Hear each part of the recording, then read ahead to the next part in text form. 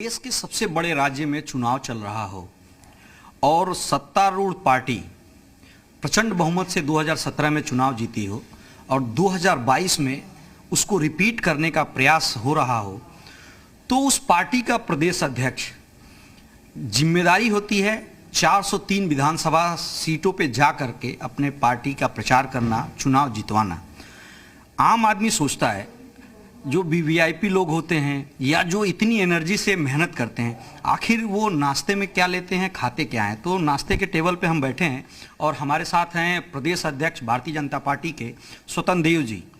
Sir, पहला सवाल जो आम आदमी जानना चाहता है कि इतनी एनर्जी 2 बजे रात को जो व्यक्ति सोता हो 5 बजे उठ जाता हो, तमाम फ़ोन कॉल अटेंड करता हो, रैलियां अटेंड करता हो, मीटिंग्स करता हो, कहाँ से आती है एनर्जी? ये चुनाव के समय ही रहता है। वैसे भारतीय जनता पार्टी की कार्य पद्धति है और 365 दिन चलने वाली पार्टी है। ये एक व्यक्ति पार्टी नहीं चलाता है, ये सामूहिक पार्टी चलती है और कुल मिलाकर संगठन का एक दायित्व है, तो उस दायित्व का निर्वहन करना है। लेकिन टीम जो बहुत बड़ी टीम है, लाखों कार्यकर्ताओं को, जो सक्रिय कार्यकर्ता पदाधिकारी के रूप में काम करते हैं, लाखों कार्यकर्ता हैं बीजेपी के मोर्चों के, प्रकोष्ठों के, मंडल स्तर पर भी इकाइयां हैं और बूथ स्तर पर इकाइयां हैं। और बूथ स्तर पर सक्षम इकाई, सक्रिय इकाई, जो बूथ मैनेजमेंट को जानते हैं, मतदाता निकलवाना जानते हैं, मतदान करवाना चाहते हैं, और वो लोगों की गतिविधियां एक दिन नहीं है, 365 दिन सक्रिय रहते हैं। तो ये कार्यकर्ता जो बीजेपी का है ना, उसके कारण शक्ति मिलती है, उसके कारण एनर्जी मिलती है। यदि परिवार अच्छा है ना, परिवार सामूहिक है, परिवार सब खुश है, मतलब 5 साल सत्ता रहने के बाद भी आज हम लोग प्रवास कर रहे हैं, कार्यकर्ता दुखी नहीं है, कार्यकर्ता भारतीय जनता पार्टी के प्रति समर्पित है। समर्पित नहीं, एक तरह का परिश्रम की पराकाष्ठा कर रहा है। मोदी जी के लिए, योगी जी के लिए, भारतीय जनता पार्टी के लिए वो परिश्रम कर रहा है और नेतृत्व में संपूर्ण विश्वास कर रहा है। और उन कार्यकर्ताओं के परिश्रम के कारण ही आज हम लोगों को शक्ति मिलती है, आज वह सम्मान मिलता है, जिसके कारण एक उत्साह जीवन में बना रहता है। कुछ मिले या न मिले, नाश्ता में क्या खाना, तो मंगलवार है, मेरा व्रत है, नहीं तो सुबह जो मिल जाए, दलिया, पोहा, पराठा, जो मिल जाए खाकर चल देते हैं। और फिर तो क्या, वह कार्यकर्ताओं को उत्साह, वह प्यार, वह देखकर अपने आप एक ऊर्जा का संचार होता है, जिसके आधार पर हम लोग काम कर रहे हैं। निश्चित तौर पे देख रहा हूँ ड्राई फ्रूट्स है आप, और उसके अलावा कीवी है, पपीता है, आप खा रहे हैं, व्रत है आज आपका। एक परिवार पार्टी है, एक परिवार जो अभी आपको नाश्ते के टेबल पे सपोर्ट कर रहा है, दे रहा है। कितनी एनर्जी घर से जो मिलती है, क्योंकि लोग, घर के लोग, जो शेड्यूल है आपका, जिस तरीके से आप लगातार बाहर निकल रहे हैं, तो घर को मेहनत तो ज़्यादा करनी पड़ती होगी, तो आपसे किस तरीके से बात होती है कि जल्दी आ जाया करिए घर पे, या सुबह जल्दी जाते हैं तो जल्दी आ जाया करिए?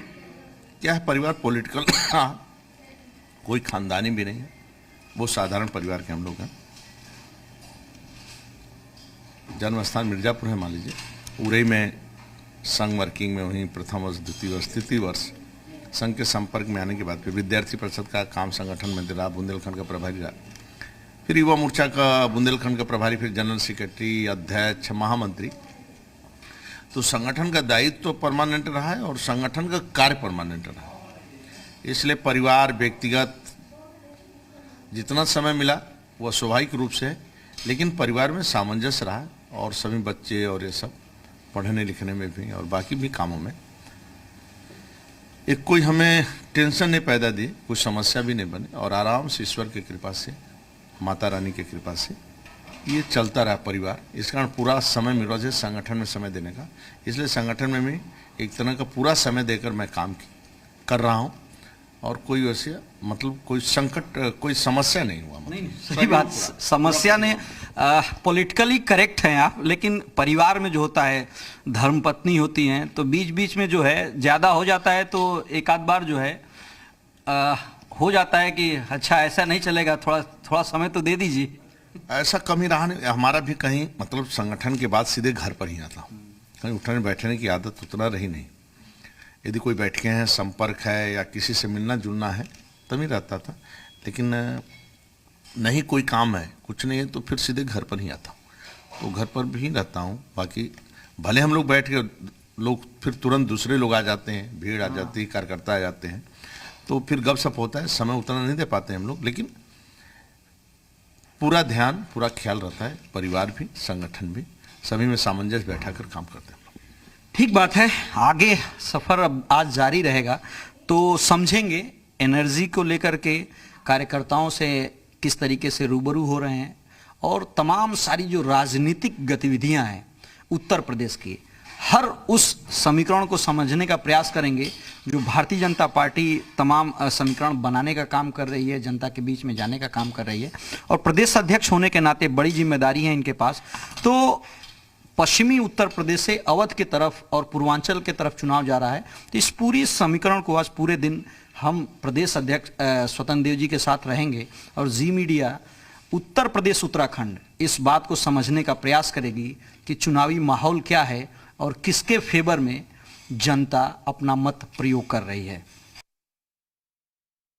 चुनावी सफर पश्चिमी उत्तर प्रदेश से बढ़कर पूर्वांचल और अवध की तरफ चल पड़ा है। 3 फेजों के चुनाव में सियासी तस्वीर साफ नहीं दिखाई दे रही है, लेकिन हर दल ये दावा कर रहा है कि उसकी बढ़त है।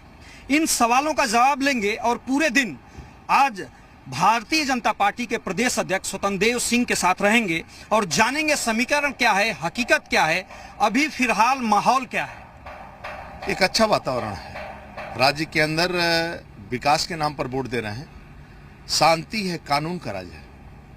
मुझे अभी संपूर्ण विश्वास दिल खोलकर बीजेपी के साथ है, और भारतीय जनता पार्टी के लोग सरकार बनाएंगे, और सरकार बनने के बाद भी हमें गरीबों की सेवा करना है, गरीबों का कल्याण करना है। इसी के आधार पर इसलिए स्पष्ट बहुमत के साथ और प्रचंड बहुमत के साथ हम सरकार बनाएंगे। 3 चरणों में एक तरफा वोटिंग है, और भले चुनावी गणित कुछ उसको लगा में, लेकिन जनता जनार्दन के चेहरे से मैं बता सकता हूं कि एक तरफा है वोटिंग। तो एक तरफा है, लेकिन अब जब आसमान में हम होंगे तो जमीन की बात करेंगे कि जमीनी हकीकत क्या है, और तमाम सारे सवाल, आतंकवाद से जुड़ा हुआ सवाल हो, जनता से जुड़ा हुआ सवाल हो, या चुनावी जो गणित चल रही है उससे जुड़ा हुआ सवाल है, सभी सवालों का जवाब लेंगे भारतीय जनता पार्टी के प्रदेश अध्यक्ष से, क्योंकि इनके पास जिम्मेदारी है उत्तर प्रदेश के 403 विधानसभा सीटों को भारतीय जनता पार्टी के पाले में लाने की। तो आइए हमारे साथ देखिए आज दिन भर भारतीय जनता पार्टी के प्रदेश अध्यक्ष स्वतंत्र देव सिंह के साथ क्या है चुनावी माहौल और क्या कहती है रणनीति। इस वक्त हम 3000 फीट ऊंचाई पे हैं, लेकिन बात करेंगे जमीनी हकीकत की, यानी उत्तर प्रदेश में राजनीति किस करवट बदल रही है, क्या है समीकरण, ये जानेंगे प्रदेश अध्यक्ष भारतीय जनता पार्टी स्वतंत्र देव सिंह से। और पहला सवाल होगा कि पश्चिमी उत्तर प्रदेश में जो राजनीति के जानकार है वो कह रहे हैं कि भारतीय जनता पार्टी थोड़ी सी कमजोर साबित हुई है। अखिलेश यादव कह रहे हैं कि भारतीय जनता पार्टी वहां पे साफ है, समाजवादी पार्टी बढ़त ले रही है। किस आधार पर बढ़त लेगी और क्यों बढ़त लेगी? सपा के शासन में केवल दंगा हुआ है, एक सप्ताह के अंदर 4 दंगे होते थे, और पश्चिमी उत्तर प्रदेश में कोई अपने को सुरक्षित महसूस नहीं करता था, अराजकता का माहौल था। बेटी स्कूल जाती थी, स्कूटी लोग छुड़ा लेते थे, खेत से ट्रैक्टर उठाकर मेरठ में काट देते थे, घर से स्कॉर्पियो उठाकर लोग काट देते थे, और कोई पुरसा हाल भी नहीं था, ना रिपोर्ट दर्ज होता था। सेकेंड, किसी गरीब को खुशहाली नहीं थी, गरीबों के ऊपर अत्याचार होता था। किस आधार पर वोटिंग देंगे? जो पिछले 5 साल पहले लोगों ने लूटा है, ना बिजली, ना पानी, ना सड़क, और विकास भी नहीं किया, तो किस आधार पर वोट देंगे? लोग विकास के नाम पर वोटिंग कर रहे हैं, गरीबों के लाभार्थी जो हुए हैं कल्याण के नाम पर वोटिंग कर रहे हैं, और लोगों को मोदी जी पर विश्वास है, योगी जी पर विश्वास है कि यार ये दोनों नेता के नेतृत्व में गरीबों का कल्याण हो सकता है, विकास हो सकता है, और कानून का राज है। तो आज पहले लोग बागपत जाते थे दिल्ली से, तो 3-3 घंटे लगते थे, सहारनपुर जाते थे 4-4 घंटे लगते थे, मेरठ जाते थे लोग 3-3 घंटे लगते थे, आज आधा घंटा में पहुंच जा रहे हैं। अच्छी सड़कें बन गई है, कनेक्टिविटी हो गई है, मेट्रो चल रहा है, अच्छी ट्रेनें चल रही हैं, सड़क अच्छी बन गई है, गाड़ियां चल रही हैं। अब सफर जो 7 घंटे का था 2-2 घंटे में हो रहा है, 3 घंटे में हो रहा है। तो किस आधार, विकास के आधार पर लोग वोट देंगे और गरीबों के कल्याण के नाम पर वोट देंगे। और बीजेपी एक तरफा लोगों की आंखें फट जाएगी जब रिजल्ट देखेंगे। और सपा तो दूर दूर तक पश्चिमी उत्तर प्रदेश में 1-2 सीटें जीत जाए तो जीत जाए। पश्चिमी उत्तर प्रदेश में देखा गया, आपके मुख्यमंत्री जी ने कहा कि गर्मी में सर्दी का एहसास करा देंगे। पूर्वी उत्तर प्रदेश, पूर्वांचल में चुनाव होगा, वहां पे जातिगत समीकरण है। तो पश्चिमी उत्तर प्रदेश में जो आप लोगों का स्लोगन था, क्या वो कारगर रहा? और पूर्वी उत्तर प्रदेश में जातिगत समीकरण को कैसे साधेंगे, क्योंकि कई दल जो आपके साथ थे वो अब दूसरे दल के साथ। देखिए, एक समय था कि लोग जातिवाद की बात करते थे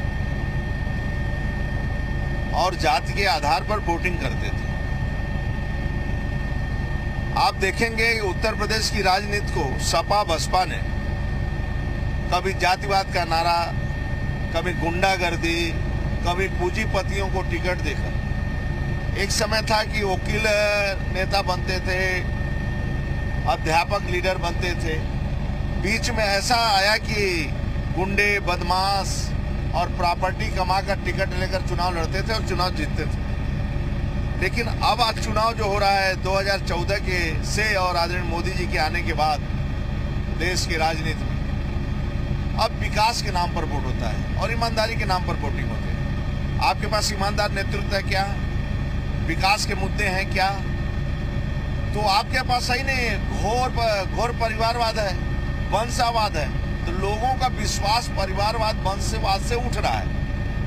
अरे यार, ये नेता करेगा, फिर इसका बेटा करेगा, फिर इसका नाती करेगा, और एक खानदान मिलकर पूरे राज्य को लूटता है, कोई काम ही नहीं है। तो जैसे पहले एक कुनबा नहीं रहता था, तो जहाँ जातिवाद, जहाँ परिवार है वहीं जातिवाद है, और जहाँ जातिवाद है वहीं भ्रष्टाचार है।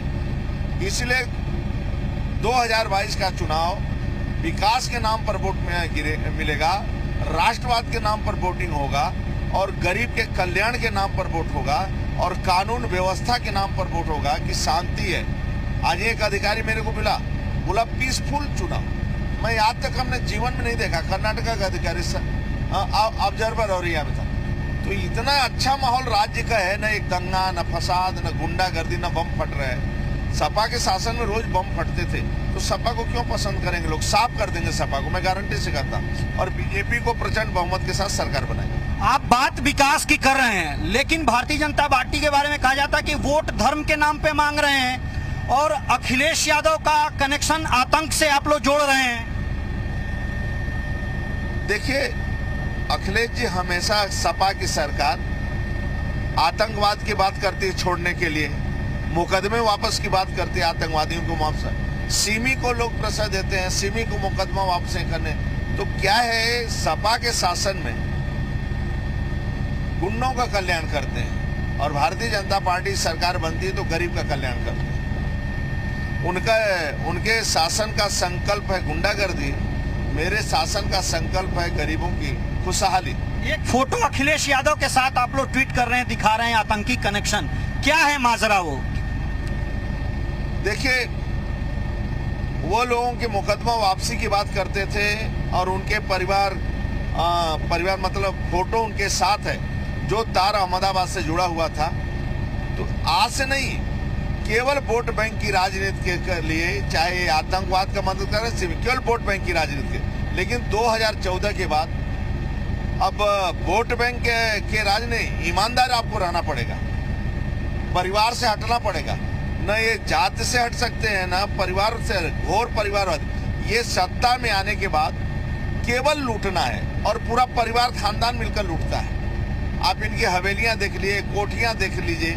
10 साल पहले इनकी स्थिति क्या थी, आज इनके संपूर्ण परिवार की क्या है।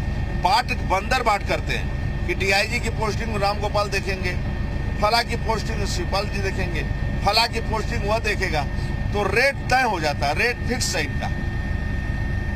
और रेट के आधार पर ये ट्रांसफर उद्योग बना देते हैं, नियुक्तियों का उद्योग बना देते हैं। यादव की भी नियुक्ति करेंगे ना तो उसमें पैसा लेते, बिना पैसा के नहीं कर सकते। तो जी मीडिया के साथ आप जुड़े रहिए और आने वाले खास तौर से जो चुनावी समीकरण है वो क्या है उसको हम समझाने का प्रयास करेंगे और जनता की राय आप तक पहुंचाएंगे।